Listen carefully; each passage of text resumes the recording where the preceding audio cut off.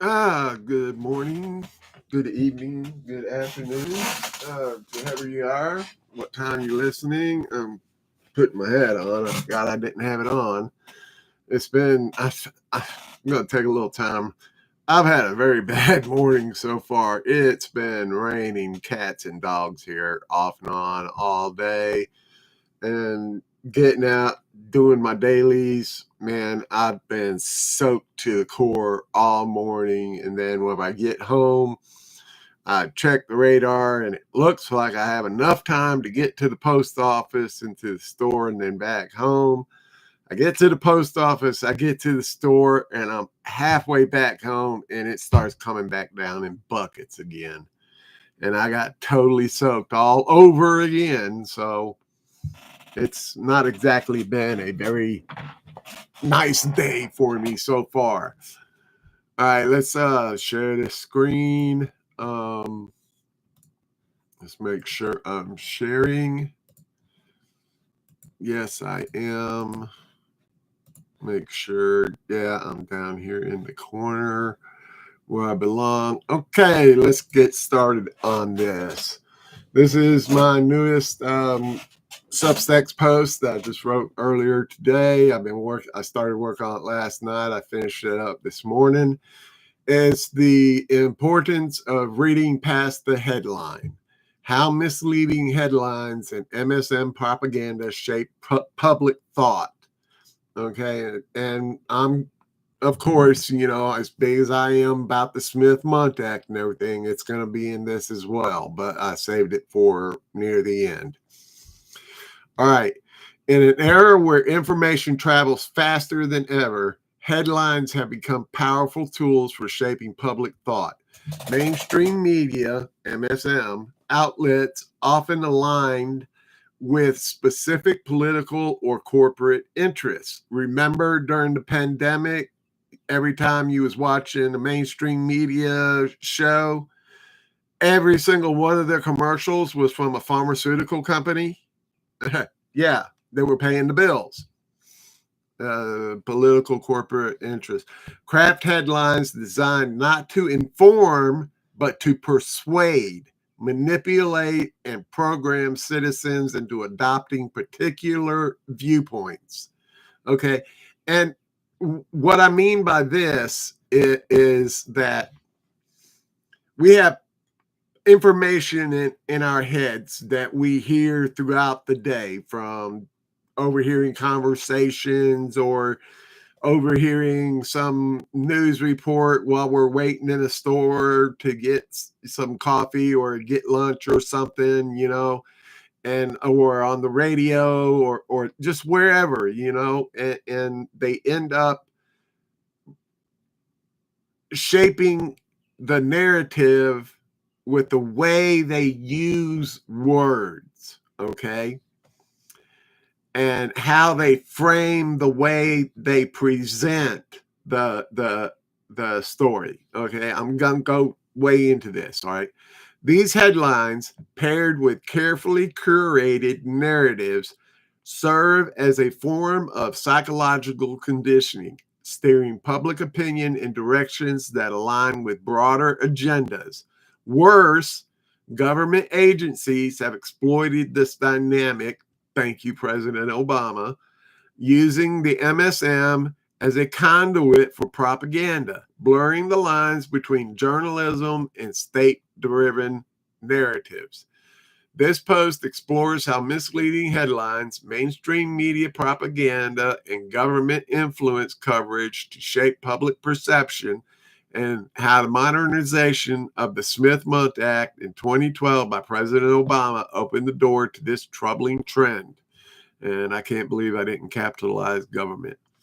The power of misleading headlines. Now, again, every red one is a hyperlink to the story. Okay, all you have to do is click on it, and it'll take you right to the story. Okay, headlines are the gateway to news stories. Often the only part of the article most people read. Studies suggest that up to 60% of readers never go beyond the headline. making it a critical tool for shaping perceptions. They said 60 to 80%, but I just went with 60. Okay, just to be safe. Mainstream media outlets exploit this by crafting headlines that prioritize emotional impact over accuracy. Sensational phrases, loaded language, or selective framing can distort the truth, nudging readers towards a predetermined conclusion.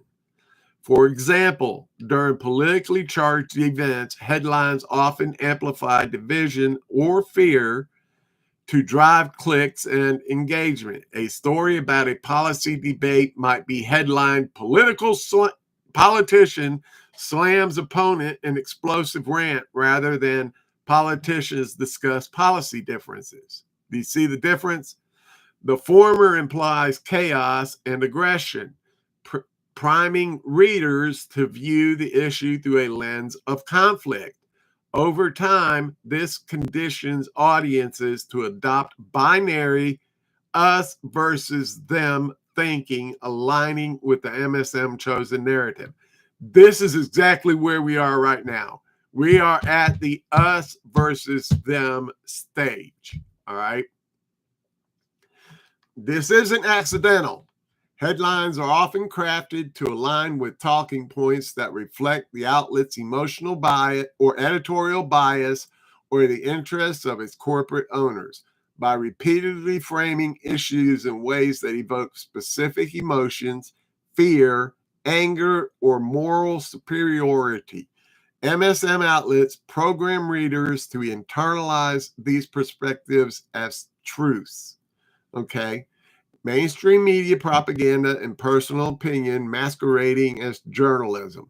The mainstream media's reliance on propaganda techniques further amplifies this programming.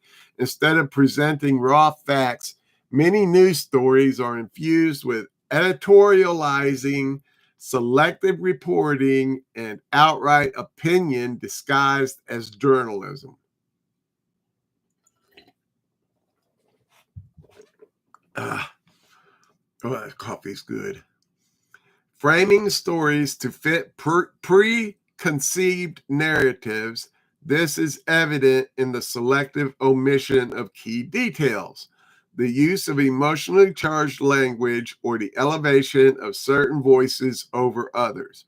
For instance, during coverage of controversial issues like public health mandates or foreign policy, MSM outlets often amplify expert opinions that align with their narrative while sidelining dissenting voices. This creates an illusion of consensus, discouraging critical thinking. Techniques like fear-mongering, repetition of key phrases. Okay, if this is, yeah. Okay. I want to share this video with you.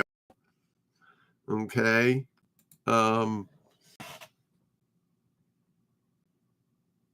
Okay, here we go. It's this one. All right, share. Let me make sure I'm sharing it. Yes. Okay. We're going to start this over. It's a less than a minute or 2 minute long video, so be patient. Just check this out. The sharing of biased and false news has become all too common on social media. More alarming, some media outlets publish these things.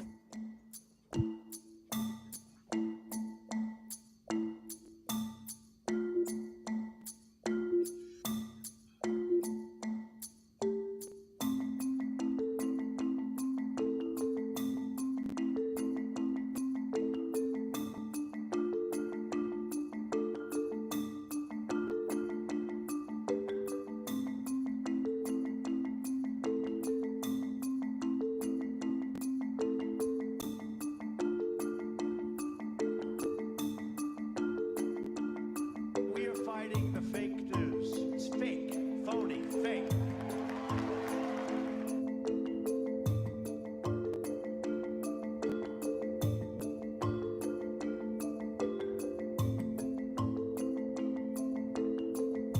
This is extremely dangerous to our democracy. This is extremely dangerous to our democracy. This is extremely dangerous to our democracy. This is extremely dangerous to our democracy. Yeah. Nothing says we value independent media like dozens of reporters forced to repeat the same message over and over again. Okay, streaming. Exit out of that, and let's go back to the story. I just wanted to get back here. I just wanted y'all to see that video. All right. And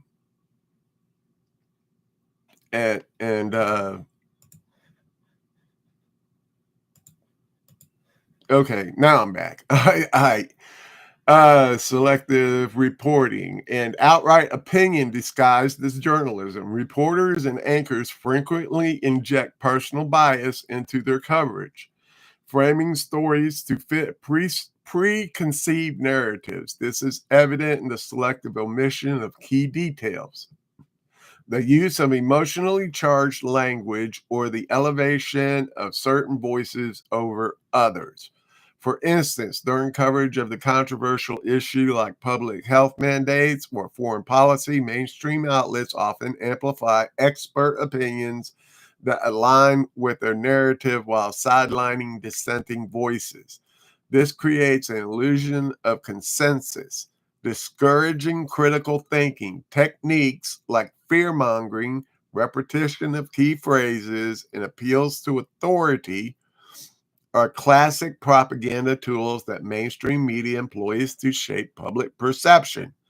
Over time, these tactics condition audiences to accept certain viewpoints without questioning their validity. The result is a public that's less informed and more polarized, programmed to react predictably to specific triggers, whether it's framing economic challenges as the fault of a single political party or portraying international conflicts in black and white terms. The mainstream media selective storytelling ensures that complex issues are reduced to simplistic agenda-driven narratives. Government agencies and the mainstream media collusion. The relationship between government agencies and the mainstream media has further eroded integrity of journalism. Historically, government influence over media was subtle, often limited to press releases or access to sources. However, recent decades have seen a more overt partnership. Declassified documents and whistleblower accounts reveal how agencies like the CIA, FBI, and Department of Defense have cultivated relationships with major media outlets to disseminate narratives that serve their interests. One notable example is Operation Mockingbird, a Cold War era CIA program that allegedly infiltrated major newsrooms to shape public opinion, which they are still doing, while the program's full scope remains debated. Its legacy raises questions about the extent to which government agencies continue to influence media today. Leaked emails and public records have shown instances of government officials providing talking points to journalists who then parrot these narratives without scrutiny. Like I was told under anonymity or sources close to the situation said. During national security crisis or public health campaigns, this dynamic becomes even more pronounced, with MSM outlets often acting as uncritical amplifiers of official statements. This collusion undermines public trust in both institutions when government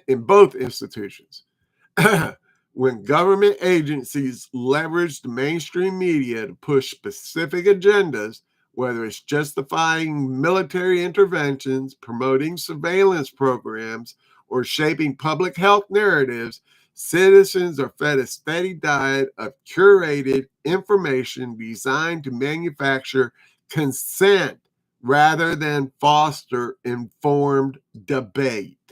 All right. The Smith-Mundt Act, modernization, opening the door to domestic propaganda. I have been screaming about this topic for over a decade now, and finally, all my thousands of posts over the years have raised awareness to this topic. I only knew about the Smith-Mundt Act of 1948 when my social studies teacher assigned me to write an essay on it in the 8th grade. Okay. When I heard that President Obama had modernized it, I just had to go and see exactly what it was that he had changed. The original Smith-Mundt Act seemed perfectly fine to me. Then, after finding out that Obama had made it legal to use color revolution tactics on U.S. citizens, I was shocked. And then I started noticing the change in how the mainstream media started reporting on the news. And then, when President Trump won the election in 2016, mainstream media perfected the propagandized and opinionated news headlines and reporting. This was the turning point in this troubling trend. In 2012, when President Obama signed the Smith-Mundt Modernization Act into law as part of the National Defense Authorization Act, the bill we had to pass before we were allowed to read, originally passed in 1948, the Smith-Mundt Act prohibited the U.S. government from using propaganda materials such as those produced by the State Department or Voice of America to target domestic audiences. The goal was to prevent the government from manipulating its own citizens with the same information campaigns used abroad. The 2012 modernization, however, lifted these restrictions, allowing government-produced materials to be disseminated within the United States. Proponents argued this was necessary to counter foreign disinformation and align domestic messaging with global communications because of the internet and social media. Critics, however, warned that it effectively legalized domestic propaganda, which it did, enabling government, I didn't capitalize the G again, dang, agencies to craft narratives and distribute them through MSM outlets without the previous safeguards. Okay. Since then, the lines between journalism and state-sponsored messaging have blurred further. Government agencies can now legally produce and share content with domestic media, which often repackages it as news. This has amplified the mainstream media's role as a mouthpiece for official narratives, whether on issues like national security, public health, or political controversies. The result is a media landscape where citizens are increasingly programmed to accept government-approved viewpoints, often without realizing it. Breaking free from the programming. The convergence of misleading headlines, mainstream media propaganda, and government influence has created a media ecosystem that prioritizes control over truth. To break free, citizens must become active consumers of information. Don't just read the headlines, all right? Read the whole story. And if you have questions about it, research the story, okay? Cross-referencing primary sources, seeking out independent journalism, especially online like X, Telegram, True Social, Rumble. Follow shows like Badlands Media, X22 Report, Bay Theater Dave, Ghost of Base Patrick Henry, Redux 7 or Absolute Truth 1776. I can go on and on and on. There are great investigative reporters out there like Patel Patriot. My God, his work is astonishing. You have to read Patel Patriot's Devolution series. I mean, you just have to. It's a must read if you're into government. Okay. I think I've read this, but we'll go ahead and do it again. Breaking free from the programming, the convergence of misleading. Yeah, we have read this. The modernization of the Smith-Mundt Act was a pivotal moment, opening the door to a new era of domestic propaganda. By understanding how headlines and narratives are crafted to program thought, we can better resist manipulation and demand a media landscape that serves the public, not the power. What do you think? Have you noticed misleading headlines shaping public debates? Share your thoughts below and let's discuss how we can push back against programmed narratives. All right, that brings us to the end of this one. And I'm going to go ahead and end the stream. I hope y'all enjoyed it. Till next time, y'all have a great day.